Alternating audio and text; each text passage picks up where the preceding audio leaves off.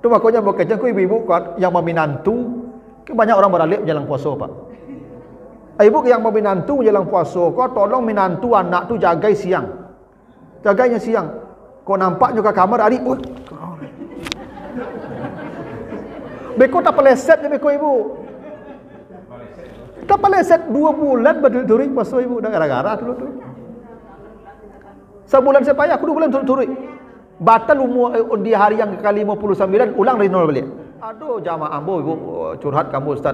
Ambo dulu you suami ambo Ustaz atau longsong siang hari berdua. Tu balik Ustaz. Bayar kafarat puasa suami ibu 2 bulan berturut-turut siapa. Nyolah mati Ustaz. Ada masalah. Apa kalau mati butang puasa 2 bulan? Bedo ibu dah. Jangan kau sepele pengantin baru tolong siang hari jangan laluk sakamar. Bahaya beko Pak. Ya tahu? Tapi kalau terlakuan ibu aman. Apa masalah? Nyo bagi kafarat. Bu dari nyo mulai. Tu dosa tu buktinya dosa ibu tanggung kapak.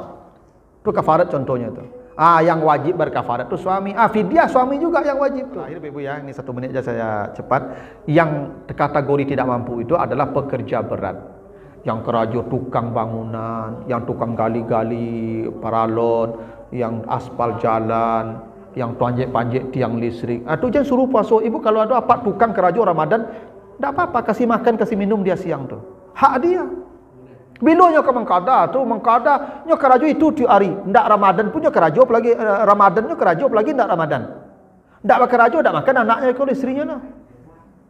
Pekerja berat itu dia boleh fidyah. Fidyah bukan mengkada, fidyah. Cuman pekerja berat itu ada aturan apa aturannya? Dia tetap sahur tiap malam, tiap berniat tiap malam. Nyo buat makanan pai karajo. Kalau pere nyo karajo hari itu wajib puasa sampai sore. Nyo boleh babuku kalau barek karajo hari itu makut pekerja berat namanya. Sopir-sopir truk tu tu jangan makan je puasa tu makannya tu barek karajo buat truk tu pak angek di bawah mesin tu dati mesin duduk tu. Ya nak? Jangan ibu berang lo sopir-sopir tu makan tu. Bolehnya makan tu. Pekerja berat namanya tu. Qada, ndak qada fidyah. Karena bila yang kamu qadanya tu karajo sepanjang hari. Bila kamu qada tukang-tukang tu. Dia tukang-tukang bangun tu pagi lah makan tapi siang. Paginya makan dulu, puasa dulu. Kok barek tarasu hari itu makan. Jadi pekerja-pekerja tu wajibnya imsak dari pagi. Jadi bukannya berbuka otomatis. Jadi ibu besok jam 7 dah tiba tukang ke kopi langsung pak tak mau kopi dia tu. Jam 10 baru kok lama lawan rasanya buka leh.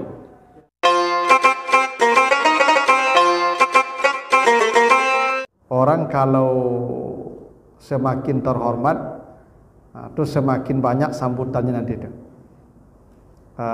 Kalau Ustadz Abdul Samad datang ke Masjid Al-Falah pasti disambut di jamaah nak. Kalau Ustadz Sofian Adi dulu tiba pada jamaah lah. Ya tak? Jadi kemuliaan itu tampaknya pada sambutan. Ya tak? Ramadan itu kenapa disambut? Karena mulia. Makanya begini Pak Ibu. Penduduk sorga itu masuk sorga disambut enggak? Disambut. Nanti baca surat Ar-Ra'd ayat 23. Ya, surat Ar-Ra'd ayat 23. Jannatu adnin yadkhulunaha wa man salaha min abaihim wa azwajihim wa zurriyyatihim wal malaikatu yadkhuluna alaihim min kulli bab yaquluna salamun alaikum. Jadi penduduk sorga itu dibawa ke depan pintu sorga. Di depan pintu sorga itu disambut oleh para malaikat. Jadi para malaikat menyambut di setiap pintu. Ya, wal malaikatu yadkhuluna alaihim min kulli bab. Katalah begitu. Para malaikat menyambut ya penduduk sorga itu di setiap pintu sorga dengan kata salamun alaikum, selamat, selamat. Kenapa penduduk sorga disambut?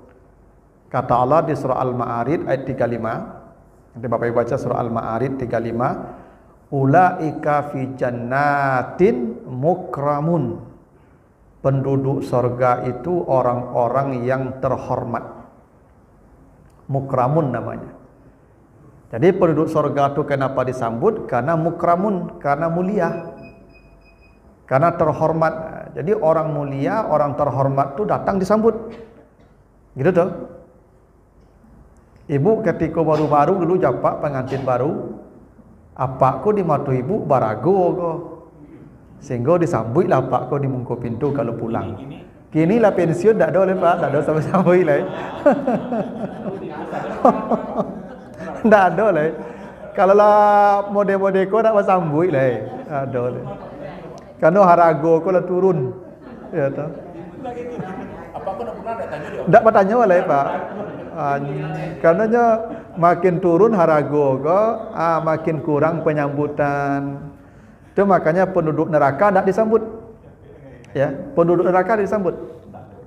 Coba nanti Bapak Ibu baca di surat Ghafir 71 ya.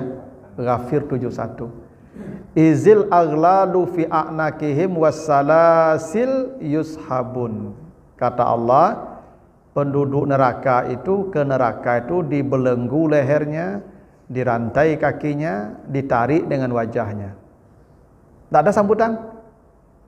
Dirantai, dibelenggu lehernya, dirantai kakinya, ditarik dengan wajahnya. Wajahnya ditarik, jalan dengan wajah. Nah, sampai di depan pintu neraka, nanti baca di Al-Muluk 18, takadu tamayyazu minal ghais, itu neraka langsung marah-marah. Sampai hampir pecah neraka itu kena marah-marahnya. Kullama ulqiya fiha faujun sa'alahum khazanatuha. Begitu sampai di depan surga, di depan neraka, dilempar ke dalam neraka. Jadi kalau penduduk surga tadi disambut, ya, di setiap pintu surga salam, salam, salam. Karena mukramun.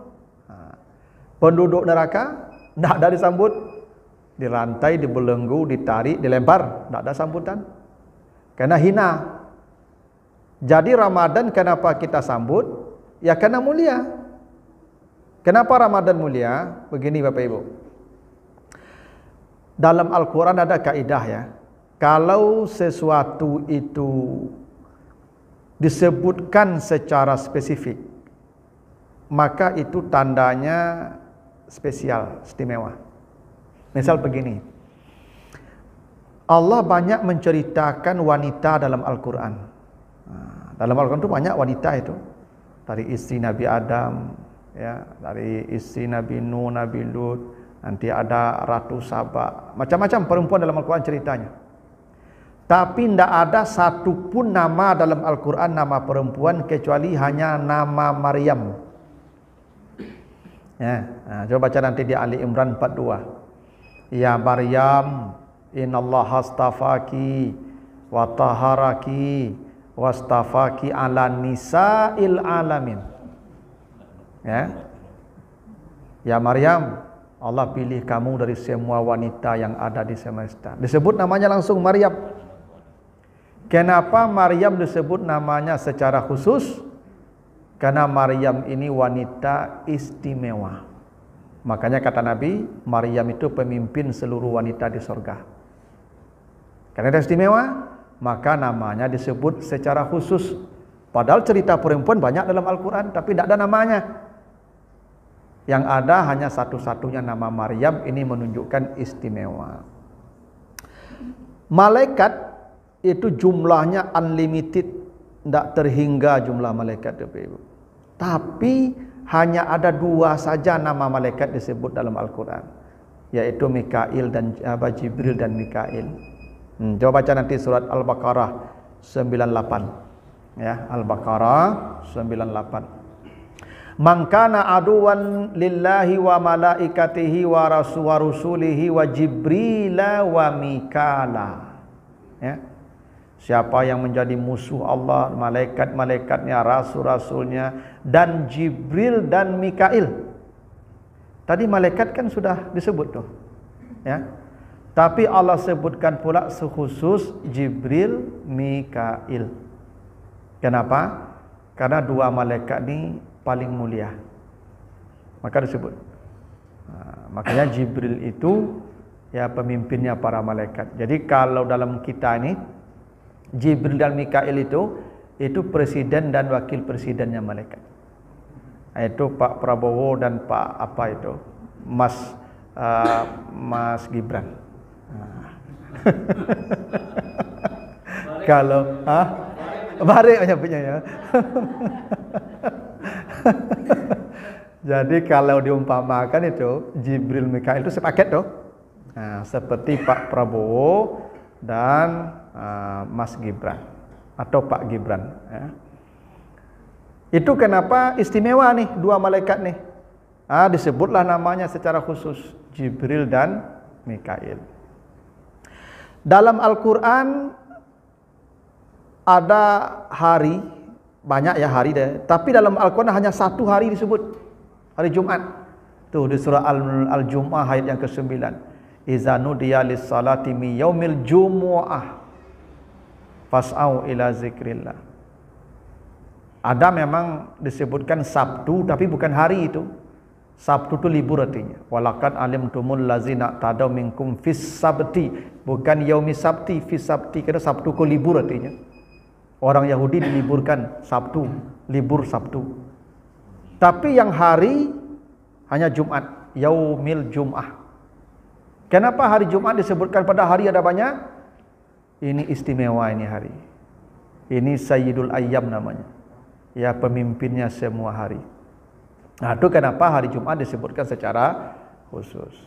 Bulan itu banyak. Bapak kalau baca At-Taubah 36 ya, At-Taubah 36. Inna iddatash syuhur indallah isna asyara syahran. Sejak bumi langit diciptakan, bulan itu ada 12. 12 bulan itu. Jadi Muharram, Safar sampai nanti Zulhijjah itu sudah ada. Sejak bumi langit diciptakan 12 bulan. Tapi tidak ada nama bulan dalam Al-Quran kecuali disebutkan satu-satunya bulan Ramadan. Itu di Al-Baqarah 185. Syahrul Ramadan allazi unzila fihil Quran. Bulan Ramadan, bulan diturunkannya Al-Quran. Nah, kenapa bulan Ramadan disebutkan khusus dalam Al-Quran? Untuk menunjukkan ini bulan spesial, istimewa. Makanya tidak sedikit itu keistimewaan bulan Ramadan itu. Salah satunya di surah Al-Qadar, inna anzalnahu fi lailatul qadar. Kami turunkan Al-Quran di malam Qadar, yaitu bulan Ramadan. Yang di malam Qadar itu ibadahnya lebih baik dari ibadah 1000 bulan, khairun min alfi syahr. Bahkan di malam Qadar itu kata Allah, fiha yufraku kullu amrin hakim, nanti di surah Ad-Dukhan tu ayat 3 dan 4. Malam Qadar itu malam yang diberkahi. Ya, inna anzalnahu fi lailatin mubarakah. Malam yang diberkahi. Yang di malam itu yufraku kullu amrin hakim, semua urusan makhluk dirinci oleh Allah. Itu hebatnya Ramadan. Nah, itulah kenapa Ramadan itu kita sambut. Ya, tentu penyambutannya bukan seperti manusia ya. Bagaimana menyambut Ramadan? Nah, karena Bapak Ibu, Ramadan itu bulan ibadah.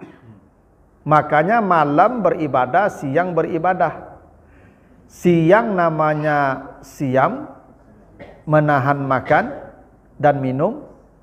Malam namanya qiyam, menahan kantuk dan tidur. Itu makanya ada hadisnya sepaket. Man shama Ramadan, itu siang tuh. Man qama Ramadan, itu malam itu. Jadi Ramadan itu siangnya sama, siam atau saum, malamnya qama atau qiyam. Jadi selama Ramadan itu dua nikmat kita hilangkan. Nikmat makan di siang hari, stop. Nikmat tidur di malam hari, stop. Itu makanya Ramadan itu di bulan Ramadan tidak ada tahajud. Kenapa tidak ada tahajud? Karena syarat tahajud tidur. Dan kita tidak tidur di bulan Ramadan karena ibadah kita tidak tidur-tidur, santai-santai sampai pagi, maka disebut tarawih. Karena tarawih itu artinya santai-santai. Karena kita tidak tidur. Nyokan nikmatan tu ibu dua yang paling kadang. Cik makan, dua lalu. Tu nikmat yang paling kadang tu, makan cik lalu cik. Tu kesenangan manusia dua tu Pak. Makan lalu. Tu kesenangan tu Pak. Tu aku orang kalau sanang duitnya dua tandonya. Makan batambuh. Lalu bakaru itu tanda orang sanang Pak. Gitu. Ciri orang sanang tu itu Pak. Makan amuh. Ya kan lalu warna bakaru. Tanang tu Pak. Itulah bahagia duit itu. Nak dosa bahagia tu itu. Nah, sekarang di bulan Ramadan itu yang dipotong. Itu dipotong. Makanya kata Nabi, man sama Ramadan imanan wahtisaban, man qama Ramadan imanan wahtisaban, baru ghufira lahu ma taqaddama min zanbi. Dua tu Pak. Jadi dosa diampuni itu bukan hanya dengan puasa, dengan qiyam. Jadi siamnya siang, qiyamnya malam, baru dosa diampuni. Tidak bisa satu saja itu. Siangnya siam, malamnya qiyam, baru dosa diampuni. Siang menahan makan, malam menahan kantuk. Tak tidur di malam hari itu. Itu maka dosa diampuni itu. Teruji kita karena berat ujiannya itu. Siang tak makan, malam tak laluk tu barik ujiannya itu. Itu maka dosa diampuni. Itu maka idealnya Bapak Ibu, selama Ramadan itu fisik kita benar-benar teruji. Jadi nak lalu malam tak diampuni. Iya, kalau lalu semalam malu dapat ampunan. Nya siang malam qiyam tu maka sepakat ada jangan dibaca satu hadis. Man sama Ramadan, man qama Ramadan, imanan wahtisaban, baru ghufira lahu ma taqaddama min zanbi. Tu makanya idealnya Ibu ya, selama Ramadan tu memang tanda orang dosonya diampuni itu memang turun barik badan tu. Ya tu tanda orang dosa diampuni itu. Kalau naik barik badan selama Ramadan tu mungkin ada yang salah tu. Ya tu. Cobalah Bapak Ibu balo caranya badan kau tambah selama Ramadan. Siang tak makan, malam tak lalu. Tu bertambah badan kan aneh tu. Apa-apa cobalah Pak selama Ramadan tu ndak bertambah naik kabik pinggang bulu lubangnya kata ya. Iya Pak. Itulah saya Pak. Karena hakikat puasa itu menghapus lemak-lemak haram di badan kita. Selama setahun mungkin makan tak batantuan makan sadonya. Di Ramadan di barasan tu makanya membakar.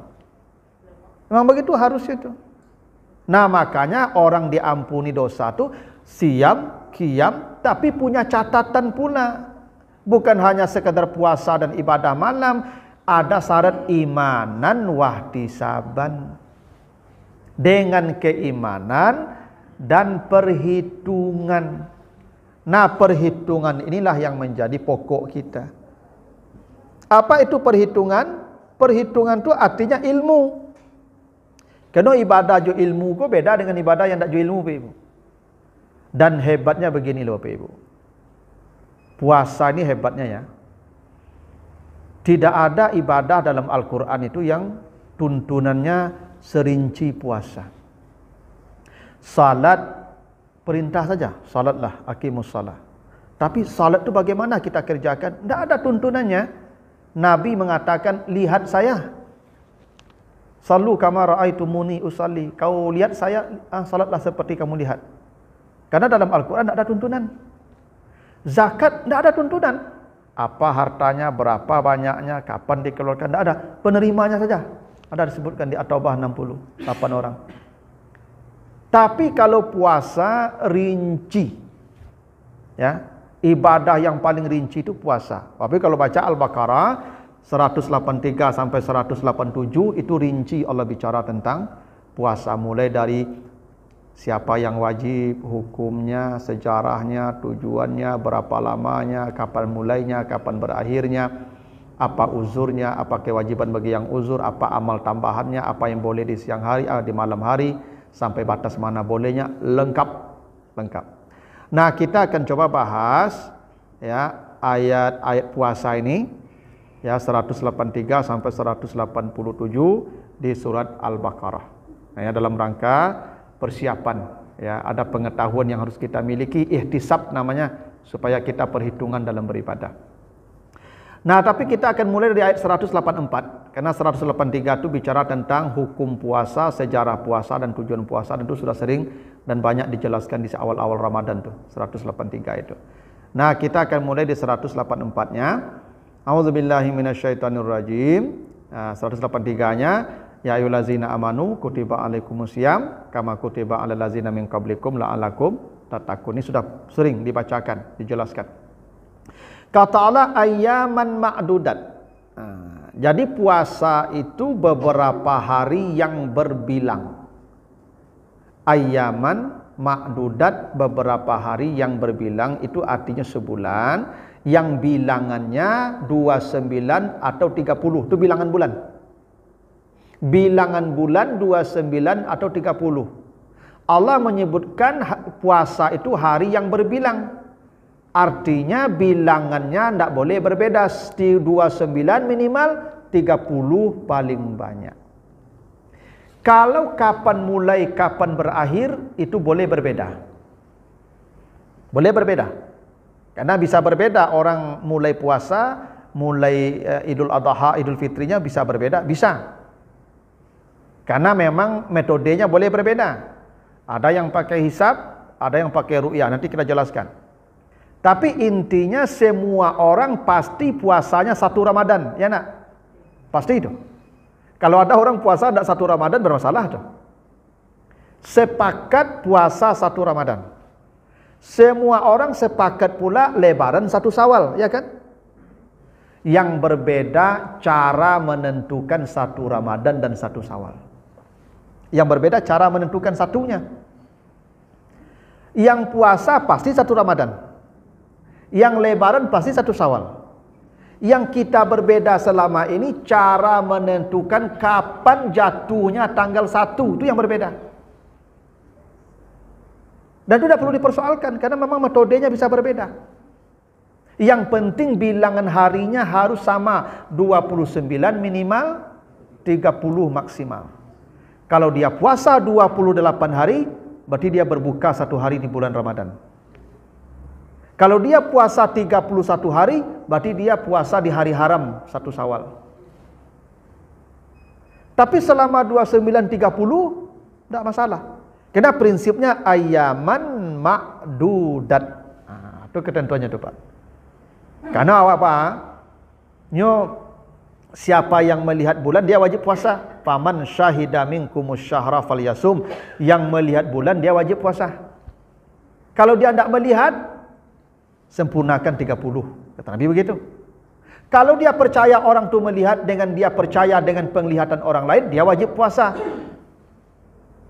Karena itu apa Ibu? Jangankan satu negara, satu kota, orang satu rumah saja boleh berbeda puasa. Boleh berbeda Lebaran. Karena yang melihat wajib puasa, yang tidak melihat, yang tidak tampak, sempurnakan bulan 30. Kalau dia percaya penglihatan orang, wajib dia puasa. Karena bisa jadi begini. Misalnya sore tadi, istri yang keluar rumah. Maghrib, tampak hilal dinyo. Tampak hilal dinyo. Nyo wajib puasa. Nyo tampak dinyo. Nah, nyo pulang, nyo tahu kambo, ambo dah nampak lah. Nyo tahu kambo. Dah. Ambo nampak hilal tadi. Ambo kurang percaya ke istri ambo ke ibu. Dek nyo cok baduto selama kambo kan. Percaya. Ya, bisa jadi karena ibu-ibu kau lah kehilangan kepercayaan suami kan. Batu ibu, tapi suami tak percaya lah. Suaminya dah wajib puasa lah. Sempurnakan 30 hari. Besok lagi suaminya puasa, istrinya puasa besok. Itu satu rumah saja dibolehkan berbeda. Apalagi satu negara, apalagi beda negara. Ya kecuali misalnya ini pemerintah sudah menetapkan, sudah ada saksi, sudah disumpah, maka penduduk negeri ikut. Karena kepatuhan kepada pemimpin. Itu kuncinya. Tapi kalau belum diputuskan oleh pemerintah, baru orang per orang yang melihat hilal, kalau saya percaya penglihatan dia, saya wajib puasa. Kalau tidak percaya, saya sempurnakan 30. Jadi tidak perlu ribut. Yang penting ayyaman ma'dudat. Ya, bilangan harinya 30 maksimal, 29 minimal.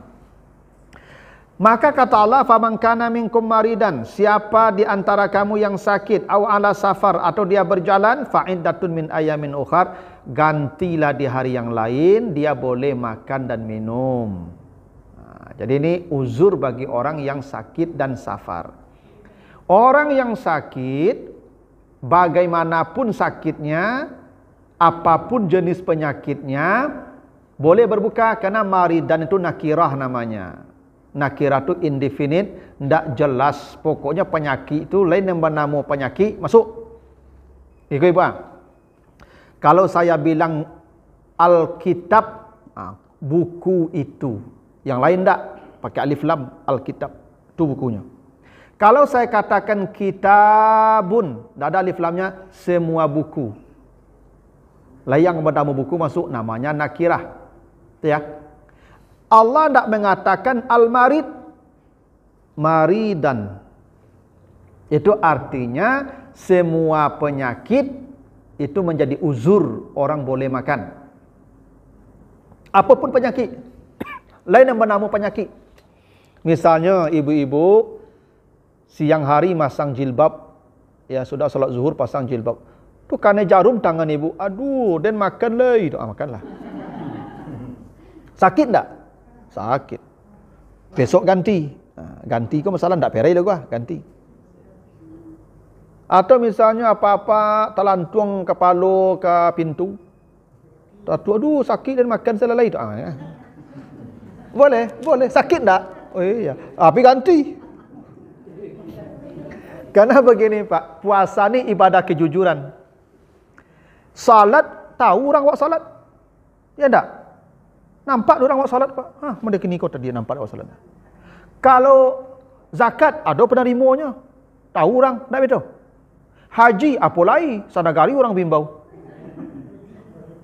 Puasa, saya yang tahu buat puasa. Hanya kita dan Allah. Puasa ni ibadah kejujuran Pak Ibu. Allah sengaja tidak menentukan jenis penyakit, tanya imanmu. Menurut engkau, ikut penyakit layak tidak ambil makan. Silakan. Tanya imanmu. Kamu yang tahu. Dan Allah yang tahu. Kalau kita merasa ini hak saya makan, Ustaz ambil sakit, silakan kata Allah. Karena ini ibadah uji kejujuran Pak Ibu. Puasa ini. Orang tak tahu ambil puasa lebih Ibu. Kena siang tu ambil kunci rumah ambil. Mau makan? Tapi kau ambil keluar selitak-selitak curang banyak Pak. Tahu tak orang boleh tak puasa? Tak tahu lah Pak Ibu. Makanya Allah sengaja tidak menentukan jenis penyakit, diserahkan ke iman kita masing-masing. Tapi kalau ada yang merasa berhak makan karena penyakit tertentu, silahkan. Allah tidak membatasi, tapi ganti besok. Ya. Jadi kalau di bisu, boleh makan di bisu, Ustaz, makanlah. Ya, kan sakit namanya itu. Itu. Boleh apapun penyakitnya, tidak ada batasnya. Lalu kata Allah, kalau dia musafir, ini bahasanya bukan musafir, Ibu ya. Ala safar. Safar itu masdar namanya, infinitif. Musafir, itu kata sifat. Allah tidak menyebut musafir, tapi safar. Apa beda musafir dan safar? Kalau musafir, perjalanannya sudah dimulai. Itu musafir. Orang yang sedang berjalan nantinya. Kalau safar, perjalanannya belum dimulai. Tapi dia sudah mau berjalan. Namanya safar. Perjalanan nantinya. Makanya begini Ibu. Kalau dikatakan musafir, itu artinya Bapak Ibu baru boleh makan di siang Ramadan kalau sudah take off pesawat. Baru boleh makan. Tapi kalau ala safar, take off jam 1 siang. Ibu dari subuh sudah boleh tidak puasa di rumah. Itu bedanya. Kalau musafir, sudah dimulai perjalanan, baru boleh makan. Baru boleh berbuka. Karena musafir, sedang dalam perjalanan.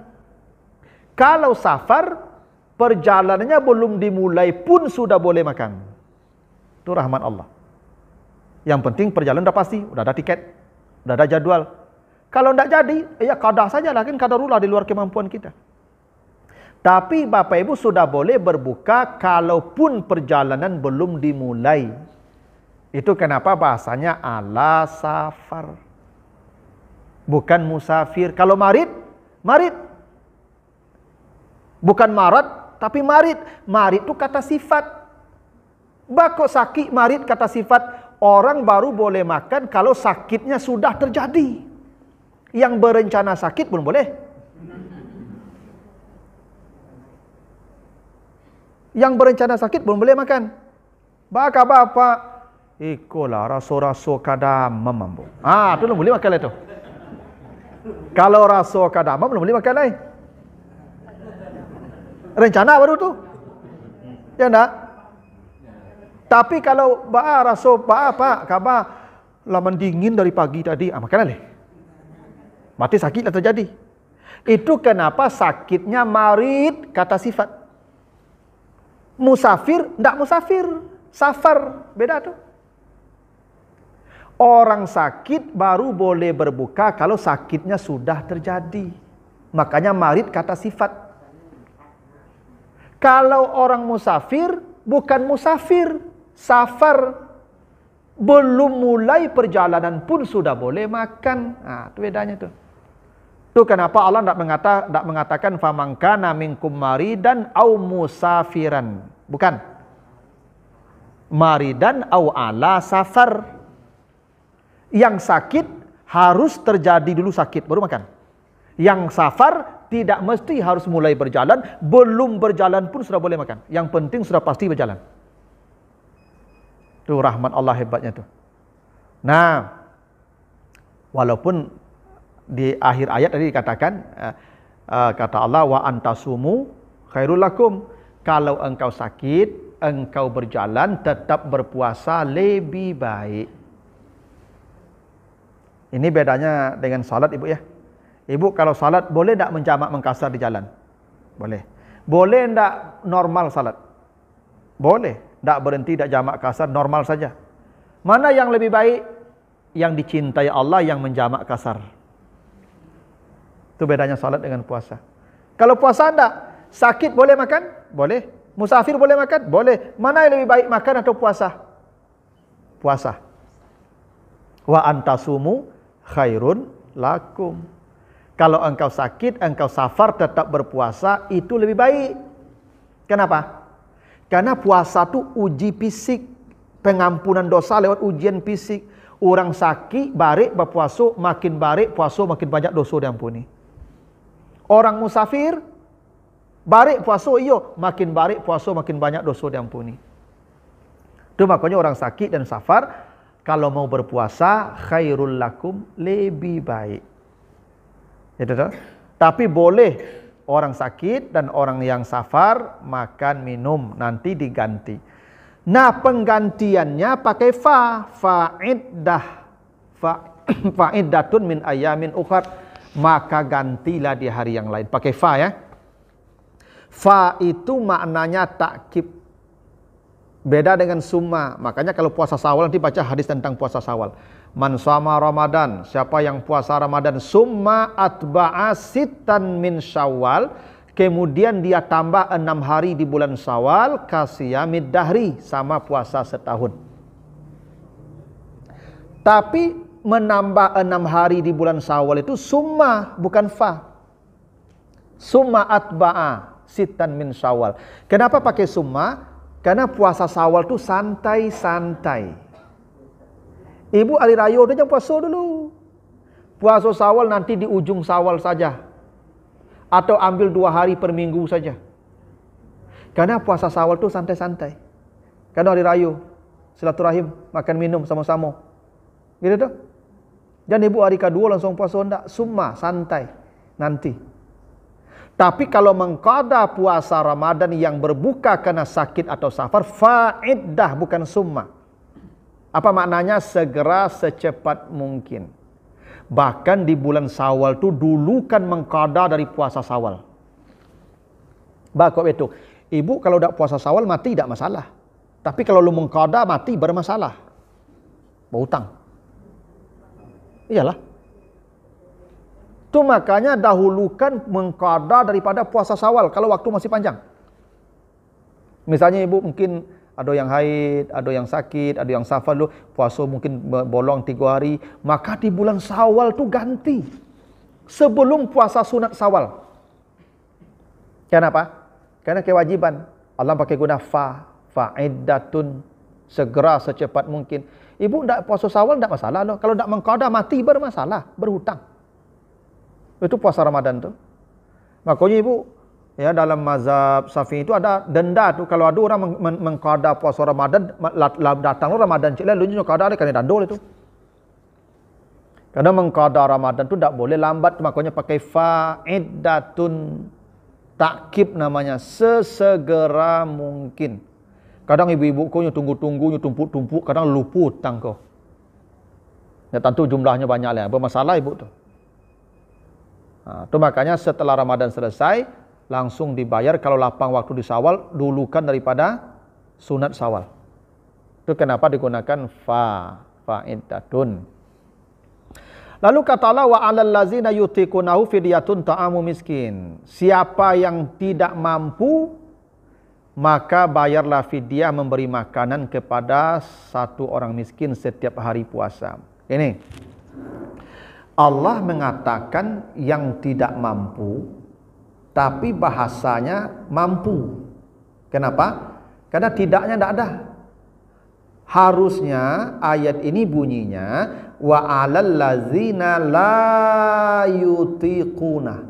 Pakai la itu, orang-orang yang tidak mampu berpuasa. Tapi tidaknya dibuang. Yang ada wa 'alal ladzina yutiqunahu, yutiqu itu mampu artinya. Kenapa dibuang tidak? Walaupun terjemahannya tidak, yang dimaksud tidak mampu, tapi kata tidaknya hilang. Boleh jadi orang itu merasa mampu, tapi bagi Allah dia dihukum tidak mampu. Itu dong. Ada orang merasa mampu berpuasa, tetapi secara hukum dia tidak mampu. Maka yang begitu tidak boleh puasa. Bahkan bisa berdosa dia berpuasa. Fidyah. Siapa mereka? Satu, orang yang sudah tua bangka. Tua bangka. Pakai bangka ibu ya. Tua bangka kok tidak umurnya ibu.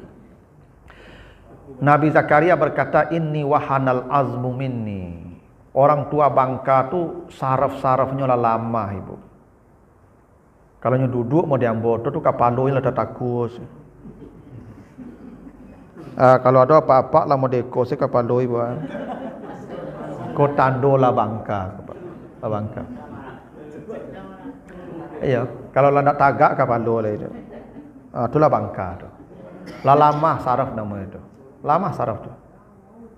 Itu makanya ibu-ibu di surat An-Nur 31, ibu-ibu boleh membuka aurat di depan laki-laki tua bangka.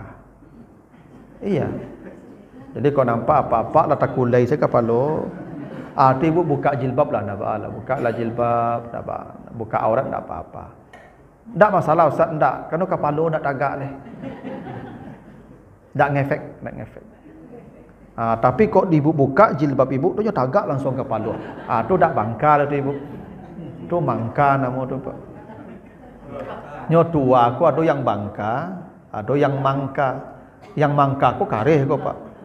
Kajang kau ni mangka. Tu dak boleh tu. Mau dia apa-apa kau dak ada yang bangka lah kau. Kau mangka saya baru sadar ya, ada yang bangka ni. Ya kalau lah bangka tu memang tak ada pengaruh leh, tak ngefek leh. Ya.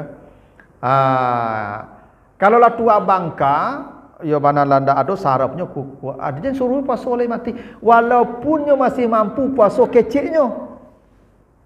Dan lain taluk yo puasa tak boleh lagi puasa.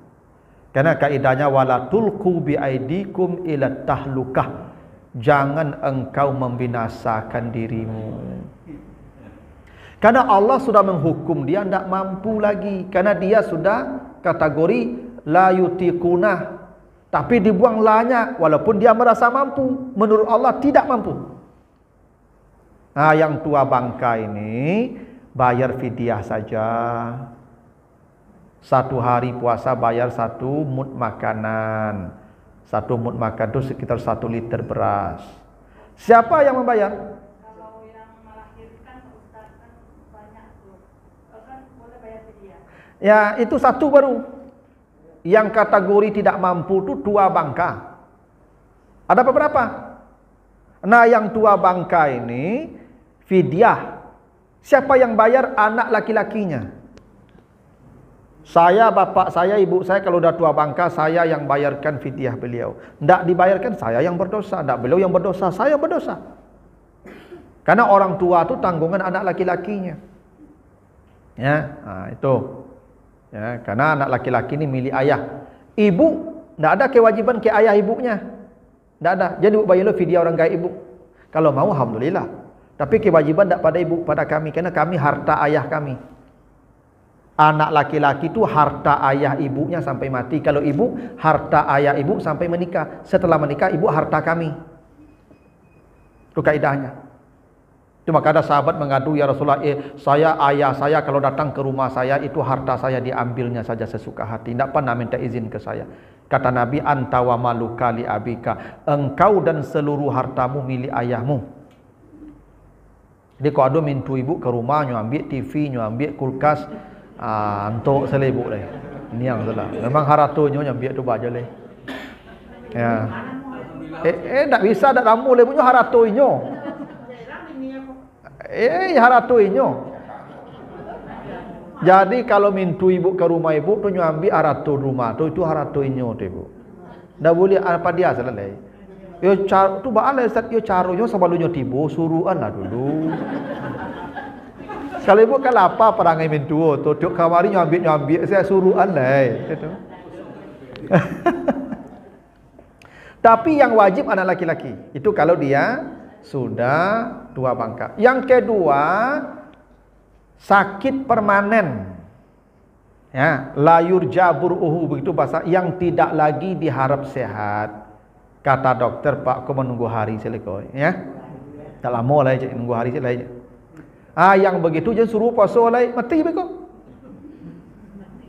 Bayar fidyah. Bayar fidyah. 1 mud makanan, 1 liter beras setiap hari. Orang miskin. Lah dibayar fidyahnya Ustaz, tak jadinya mati loh, tak sehatnya. Dia bisa jadi macam tu Pak, sehat panjang umurnya Pak, tak matinya lah. Aman. Karena dulu difonis. Hukum berlaku saat fonis dulu. Kan bisa jadi Pak, qadarullah yang sehat Pak. Kecek dokter dah lama lah ceknya. Tak jadi mati lah. Bahkan dokter kau lah mati lah, mati apa dah lah. Tak apa-apa, aman. Ya, karena hukum berlaku ketika vonis. Nah, yang ketiga itu yang ibu katakan tadi, hamil menyusui. Walaupun orang hamil dan menyusui itu ada perbedaan pendapat. Tapi secara hukum asal, ini jumhur ulama, yang hamil menyusui itu fidyah. Walaupun ada yang mengatakan kalau pendapat kontemporer, kalau hamilnya jarang-jarang, afdal lebih baik dia mengqadha. Kalau hamilnya rapat, ya fidyah. Dulu orang kan hamil kocok. Dulu anak orang sampai 2 balik. Dulu orang rajin-rajin beranak Pak. Kalau 2 balik anaknya Pak Ibu, kali 2 tahun, 24 tahun kanyo ganti, mati mengganti puasa itu. Padahal hamil melahirkan menyusui itu bukan kerja ringan. Ambu kau ada pilihan hamil menyusui atau puasa 6 bulan puasa pada hamil ambu. Barik tu ibu. Yang hamil menyusui fidyah saja. Yang wajib, walau ibu kalau mau mengqadha silakan, tapi fidyah. Saya sarankan bayar saja fidyah. Kalau ada waktu mengqadha, kalau tidak jangan. Kalau tidak ada waktu mengqadha ya tidak usah. Fidyah hukum asal. Nah, yang wajib fidyah itu adalah suaminya yang bayar, bukan ibu. Suami yang wajib bayar fidyah. Ibu tak usah pikirkan fidyah tu, ibu menyusukan anak asal. Ya dah bertanya apa, bah fidyah bu, terserah dia apa lah, bayi lah, ndak lah, dosa tanggung tu. Tanggung dosa suami lah. Ya dosa ibu tanggung suami. Memang itu aturannya. Makanya ibu, kalau ada pelanggaran suami istri bergaul di siang hari, kafaratnya puasa 2 bulan kan, betul-betul, atau bagi makan 60 orang miskin kan. Siapa yang disuruh bayar kafarat oleh Nabi? Suami. Istri bayar kafarat tak? Tak ada istri bayar kafarat. Kenapa tidak sebar kafarat si istri pertama? Karena itu kesalahan suami itu. Pasti mulai dari nyo kok. Nyo mulai kok, tak mungkin ibu mulai dah, apa mulai kok. Enak? Kalau ada suami istri siang hari pasti apa mulai itu. Nyo mulai itu, dia cerita tidak lah. Tak mungkin ibu mulai dah. Maka dosa dari nyo. Yang kedua, dek karananya pemimpin bawahan salah, pimpinan tanggung jawab. Yang ketiga, ibu tak mungkin puasa 2 bulan berturut-turut haid. Ya tak? Bila sudah ibu puasa 2 bulan berturut-turut itu haid? Ya tak? Tak bisa bagi 2 loh Pak. Itu makok 2 bulan tu bagian inyo sebulan, bagian ibu sebulan. Itu makok 2 bulan tu. Makok 2 bulan berturut-turut itu bagian ibu sebulan, bagian inyo sebulan. Tanggung inyo. Tanggung inyo. Itu makanya bekerja ku ibu-ibu kuat yang meminantu. Banyak orang beralih menjelang puasa Pak. Ibu yang meminantu menjelang puasa, kau tolong minantu anak tu jagai siang. Jagainya siang. Kau nampaknya ke kamar adik, beko tak peleset je beko ibu.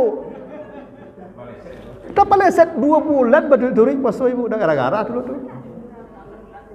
Sebulan saya payah, aku 2 bulan turut-turut. Batal umur di hari yang ke-59, ulang dari nol balik. Aduh jamaah ambo ibu curhat kamu Ustaz. Ambo dulu you suami ambo Ustaz atau longsong siang hari berdua. Tu balik Ustaz. Bayar kafarat puasa suami ibu 2 bulan berturut-turut siapa. Nyolah mati Ustaz. Ada masalah. Apa kalau mati butang puasa 2 bulan? Beda ibu dah. Jangan kau sepele tu ibu. Makanya yang pengantin baru tolong siang hari jangan laluk sakamar. Bahaya beko Pak. Ya tahu. Tapi kalau terlakuan ibu aman. Apa masalah? Nyo bagi kafarat. Bu dari nyo mulai. Tu dosa tu buktinya dosa ibu tanggung kapak. Tu kafarat contohnya tu. Yang wajib berkafarat tu suami. Fidyah suami juga yang wajib tu. Nah terakhir ibu ya, ini 1 menit saja saya cepat. Yang kategori tidak mampu itu adalah pekerja berat. Yang kerja tukang bangunan, yang tukang gali-gali paralon, yang aspal jalan, yang panjek-panjek tiang listrik. Itu jangan suruh puasa ibu. Kalau ada apa tukang kerja Ramadan, tak apa-apa, kasih makan, kasih minum dia siang tu. Hak dia.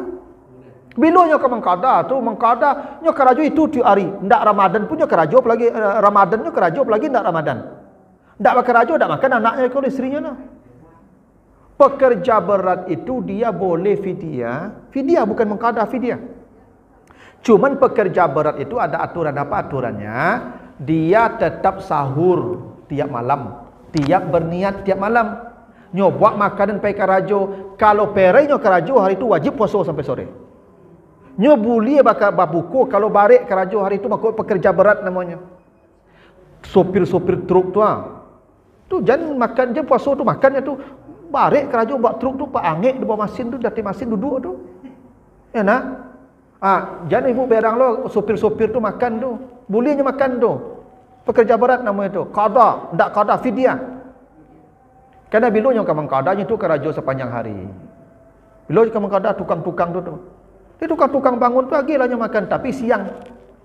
Paginya makan dulu, puasa dulu. Kok barek tarasu hari tu makan.